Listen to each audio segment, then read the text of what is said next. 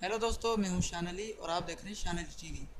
दोस्तों, आज हम एक ऐसे रेसलर के बारे में बात करने जा रहे हैं जो कि छोटे कद के होने के बावजूद भी बहुत बड़े रेसलर हैं WWE के अंदर। दोस्तों, हम बात कर रहे हैं रे मिस्टेरियो की। रे मिस्टेरियो एक बहुत बड़े रेसलर हैं रेसलिंग प्लेटफॉर्म्स पे, और रे मिस्टेरियो ने शोहरत, पैसा, नाम WWE में बहुत ज़्यादा कमाया। दोस्तों, रे मिस्टीरियो का असल नाम है ऑस्कर ग्यूटीरेस, जो कि इनका बर्थडे नेम है। दोस्तों, रे मिस्टीरियो की पैदाइश 11 दिसंबर 1974 को हुई और इस वक्त इनकी उम्र 42 साल है। दोस्तों, रे मिस्टीरियो ने जो डेब्यूट किया था, फर्स्ट मैच था जो रे मिस्टीरियो का, वो था 30 अप्रैल 1989 को। 1999 को इनका डेब्यू हुआ था। मेक्सिको वेल रेसलिंग में इन्होंने डेब्यू किया था और 1996 को 16 जून 1996 को इन्होंने डेब्यू किया था WCW में, और द ग्रेट अमेरिकन बैश में ये आए थे। और इन्होंने आते ही डेन मेलेंको को चैलेंज किया WCW क्रूज़रवेट चैम्पियनशिप के लिए, और उसी साल 1996 में Rey Mysterio world heavyweight champion भी बने। उसके बाद दोस्तों, रे मिस्टीरियो ने बहुत सारे रेसलिंग्स खेली और बहुत सारे टाइटल्स जीते। उसके बाद 2002 में इन्होंने WWE में डेब्यूट किया। जुलाई 2002 में इन्होंने डेब्यू किया। WWE में आने के बाद ये क्रूज़रवेट चैम्पियन भी बने 2002 से लेकर 2004 तक। उसके बाद टीमिंग एंड फ्यूडिंग जो है इनका नाम था, और ये एडी गेरोरे के साथ आते थे। टैग टीम इनकी थी, ये रे मिस्टीरियो के साथ एडी गेरोरे थे। 2004 से लेकर 2005 तक इनकी जोड़ी बड़ी अच्छी रही। उसके बाद वर्ल्ड हैवीवेट चैम्पियन बने 2005 में, और 2007 तक ये वर्ल्ड हैवीवेट चैम्पियन बने। उसके बाद इंटरकॉन्टिनेंटल चैम्पियन बने 2007 में, और 2010 तक ये इंटरकॉन्टिनेंटल चैम्पियन बने। उसके बाद फिर world heavyweight championship rings and pursuit 2010 में ये बने, और 2011 तक ये world championship rings and pursuit बने।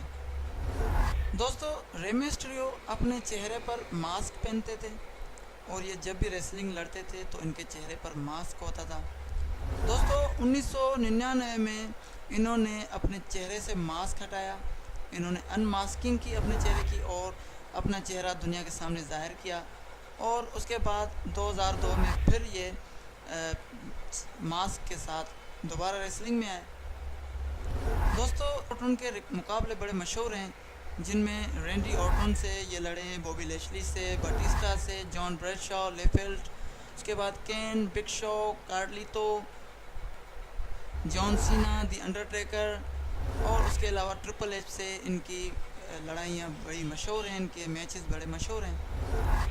आज भी लोग रे मिस्टीरियो को बहुत पसंद करते हैं। इस वक्त ये WWE में मौजूद नहीं है शायद, लेकिन आज भी इनके फैंस हैं और इनको बहुत याद करते हैं। दोस्तों, रे मिस्टीरियो एक अच्छे रेसलर्स होने के बाद एक अच्छे एक्टर भी हैं। इन्होंने ईयर 2000 में मूवी रेडी टू रंबल में इन्होंने एक्टिंग की है, और जो दूसरे सुपरस्टार्स हैं रेसलर्स, उनके साथ इन्होंने एक्टिंग की है उस मूवी में। उसके बाद बात करते हैं बुक्स के हवाले से। रे मिस्टीरियो बुक्स के हवाले से भी काम कर चुके हैं। रे मिस्टीरियो, री रॉबर्ट्स, जेरेमी, और ये बुक्स जो हैं नवंबर 2009 में रिलीज़ हुए। उसके बाद behind the mask New York city WWE books में भी इनकी बुक्स शामिल है। दोस्तों, रे मिस्टीरियो की जो थीम है, जो एंट्रेंस जो थीम है, वो बड़ी मशहूर है, जिसका नाम है बायुका 619।